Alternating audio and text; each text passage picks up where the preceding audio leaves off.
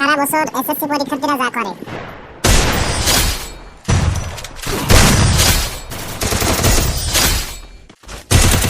আর পরীক্ষার 2 দিন আগে পরীক্ষার্থীরা যা করে।